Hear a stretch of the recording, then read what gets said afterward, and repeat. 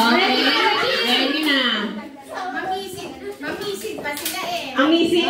Wow! Pinag-isipan at pinakantaan yan, ha? Message. Lord, habang nagkakape ka, nakikita mo kami, ha? Habang namamasyal, kikita mo sila. Sino ba una magsasalita? Hello, Sister Flor. Alam mo, Flor? Alam mo, mamimiss ka namin. Mamimiss ko rin kayong lahat. Kasi, mamimiss ko din yung mag-moderator mo. Yes. Lagi. Okay, ang next na magbibigay ay mula sa group 1. Small group 1, come forward. Come forward. Ito. Come forward. Mother. Okay, papikin ko nga pa. Nay, wala kaming makayanang ba't tulog ipapigay. Ganon kabigat ang aming mga puso. So, kailangan.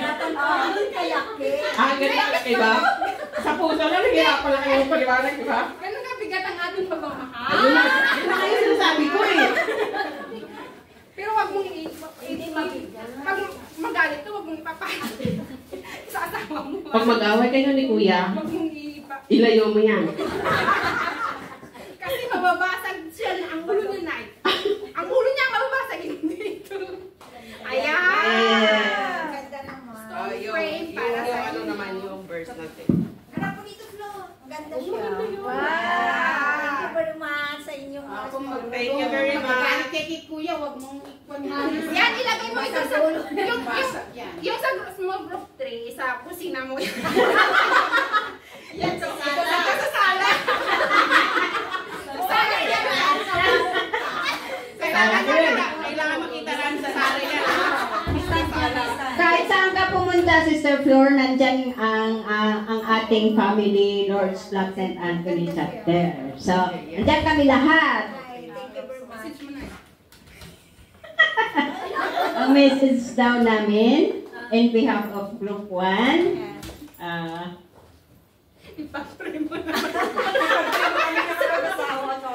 Mag-asawa na kayo. ang hiling ng mga single ladies ay ipag-pray mo daw sila na makapag-asawa na. Amen. Dahil ang prayer ay makapangyarihan. Amen. At magaganap sa buhay ng aking mga single ladies. Amen. So, Sister Flor, para sa iyo ay we are blessed na nakasama ka namin. Dahil tulay nga na napaka-humble mo, napaka-patient, na ikaw yung naging example sa amin lahat na pinapakita mo yung blessings ni Lord na galing kay Lord sa amin lahat.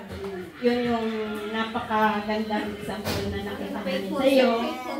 Faithful servant at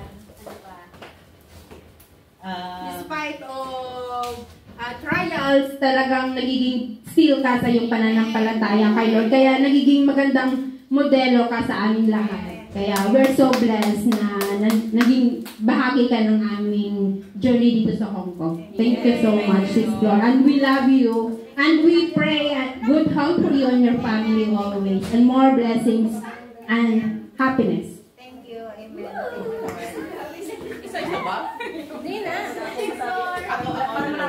Ako siguro, inspiration ko talaga si Sister Flor kasi siya yung tao na kahit anong gawin mo sa kanya, kahit anong gawin mong, hindi tulak.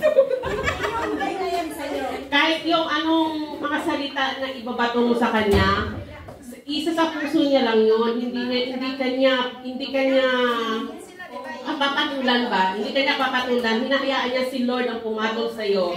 Kaya talagang napaka-bless talaga na napakalaking himlo talaga ni Sister Flor na yung magpapakumbaba ng tao. Kahit inaagipos ka na siya, hindi na maganda yung pagkitutungo sa kanya. Pero at the end pa rin, maganda pa rin ang kanyang pakikitungo doon sa taong hindi maganda ang pakikitungo sa kanya. Kaya, tingnan nyo naman mga sister, napaka-bless niya sa lahat ng bagay. Hindi lang natin nakikita, pero napaka-bless niya talaga. Thank you, Sister Flor. Thank you, Sister Flor. Ikaw talaga yung idol ko.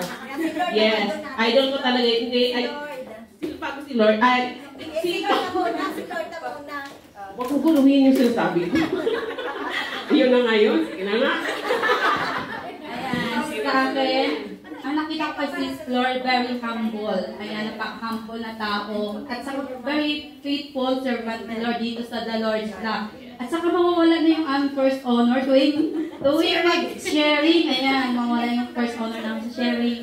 At napaka-blessed. Ayan, isa yun nga mga sinabi kanina na makikita natin na very blessed siya kasi blessed, paano din siya makapagbigay din siya kay Lord. Kung anong binibigay na blessing sa kanya, binabalik niya rin kay Lord. Kaya, dubli-dubli, siksik at giglit, bumabalik sa kanyang blessings. Thank you, Sister, for being nakilala kita dito sa The Lord's Flock at very smart.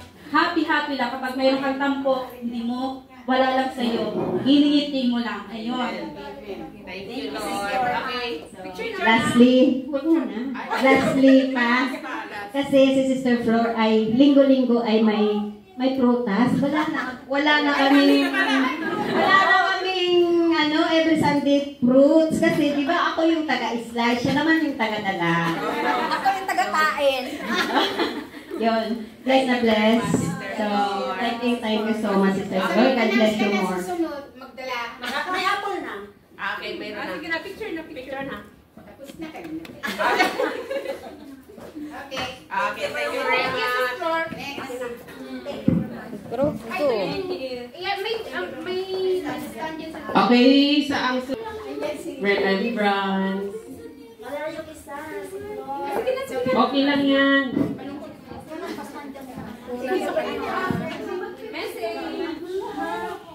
Pasasalamat ako.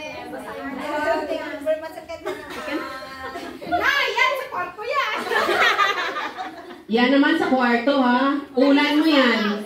Kung nasa kitchen, sa last yan, sa bed. Okay. Kompleto, Ricardos. Si Flor. Thank you for being nanay sa amin. Yung unang araw namin dito. Amy ka. Kumbaga siya yung nag-comfort. At saka sinabi lahat. Kumbaga kung paano gumalaw si Lord. Amen. Thank you, nanay. Kahit nasa bahay na kami, Nagme-message. nagpapaalala. Amen. Yung gift namin sa'yo, tuwing matutulog ka, Yakapin ko. paalala mo kami. Thank you so much. Every night, selos na yan si Banya. Every night, nag-iiyak. Ako naman yan, every night, iiyak ka. Huwag ka umiyak. Ninang Bet, yung sa inyo. Yung sa inyong Alam mo na daw yung Sister Flor. Alam mo, i-message ka lang daw nila. kasama kayo. Manatili kayo, huwag kayo na. 1, 2, 3, smile. Terms. Sino na? Group 2 pa.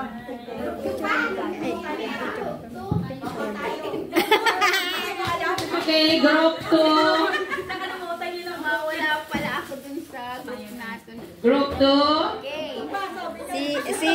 Si Silay na magsabi. Ilabas! Ano po yan? Yung ano pala yan.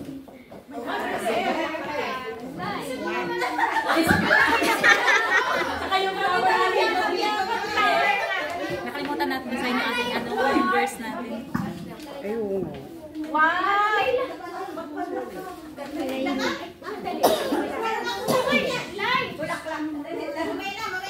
Sandali lang. Pinapabasa kasi kanina sa iyo. Hindi pa naman lumabas. Nagsalita kami kasi muna.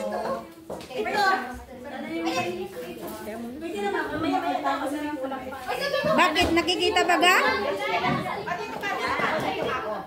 Okay na. Sa likod na lang muna siya.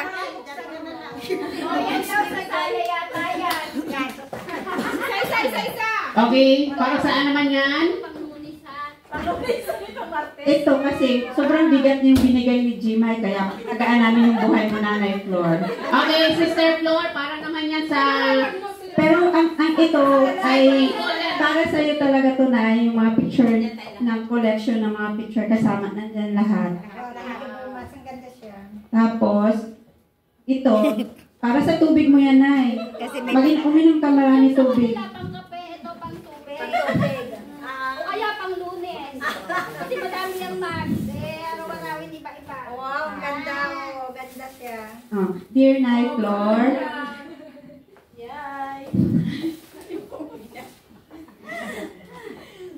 Nay.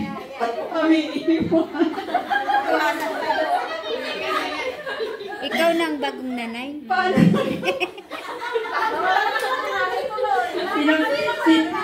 Hindi, totoo talaga. Nay. Hindi, kasi thank you. Thank you for always being you. Thank you for being you pala, Nay. Kasi, alam mo yung, kahit hindi ka na-ignore ba minsan? Kasi matitigas yung mga anak mo. Pero andyan ka pa rin. Hindi mo kami, parang hindi ka makarinig. Kung yung nanay na tinatawag natin puro satsat, siya naman very compassionate. Yung compassion niya talaga, yung pagtitiis niya, alam mo ramdam mo na, alam mo nandyan lang siya, alam mo may nanay ka, alam mo yung mga ganun. Tapos naalala ko nung unang dating ko sa Lord's Vlog, nasa St. Anne pa tayo na Flor, hindi ko na makalimutan kasi di ba malayo yung St. Anne, kailangan ko umuwi ng maaga. Tapos sabi ko, may kainan yun, hindi ko alam ba't may kainan yun eh. Tapos biglang sabi ko, uuwi na po ako kasi magagalit po yung amo ko. Sabi niya, hindi magagalit ang amo, ipag-pray natin yun. Sabi ko, ano pa naman, magagalit na nga, uuwi na ako. Hindi talaga niya ako uuwiin kasi parang, alam mo yung nothing is impossible para sa kanya. Parang God-centered talaga na. Sa lahat ng sasabihin niya, parang, hindi, kaya yan, si Lord ang bahala dyan. Yung gano'n na so minsan hindi mo mararamdaman pero totoo pala. Ngayon ay naiiwan mo na kami. Pag-pray mo kami palagi, hindi ka babaguhin yung GC kasi gusto namin, i-guide mo kami doon at tulungan mo kami na kasi hindi namin kaya. Kaya niyo yan. Kaya niyo. Si Lord ka Sa akin naman. Sister, wala nang mag-propose, tapos magtatag na wala naman yung face ko doon. Okay lang. Dahil every Sunday meron siyang post na nakatag sa ilang madami. Tapos sasaktan siya, pero yung hindi niya masyadong dinadamdam. Kumbaga,